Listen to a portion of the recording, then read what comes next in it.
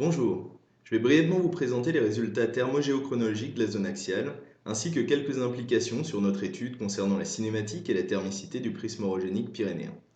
Afin de vous énumérer nos problématiques, je vais vous faire un bref résumé des hypothèses actuelles concernant la collision alpine dans la zone axiale, et ce, principalement à proximité du profil écorce.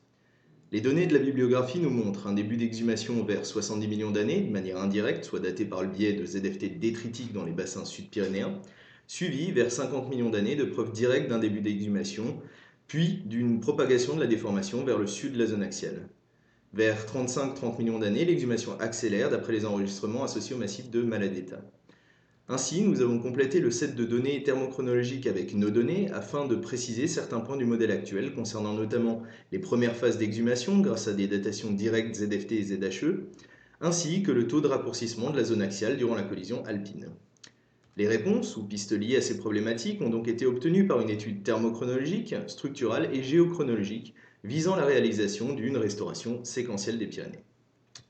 Sur cette figure synthétique, vous retrouvez les analyses thermochronologiques ZFT réalisées sur plusieurs massifs du nord au sud de la zone axiale et montrant un début de refroidissement à l'initiation de la convergence, puis une répartition symétrique et continue des enregistrements centrés sur le massif de Maladeta. Après modélisation de ces massifs, il en résulte que l'on retrouve bien des enregistrements diachrones ainsi que les deux étapes d'exhumation précédemment citées, d'abord relativement lentes, puis accélérant vers 35 millions d'années. Ces modèles permettent également de mettre en évidence de nouvelles pistes, soit notamment un refroidissement lent de 70 à 40 millions d'années, commun à l'intégralité de la zone axiale et pouvant être interprété comme une exhumation ou déformation distribuée.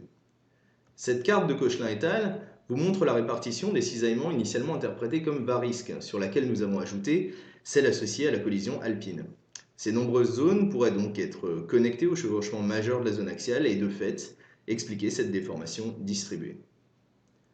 Afin de dater ces cisaillements riches en mica blanc, nous avons développé un protocole de datation au potassium argon in situ sur de petites pastilles, permettant de dater justement ces minéraux fins présents dans ces zones déformées.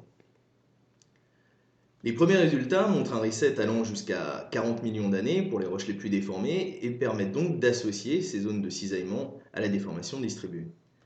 Ainsi, notre restauration à proximité du profil écorce pyrénées compile nos résultats avec les données associées à la structure profonde, à l'évolution de la structure des zones externes, ainsi qu'aux dernières études structurales de la zone axiale.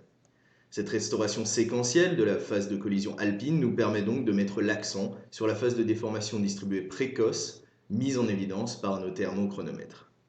Merci de votre attention.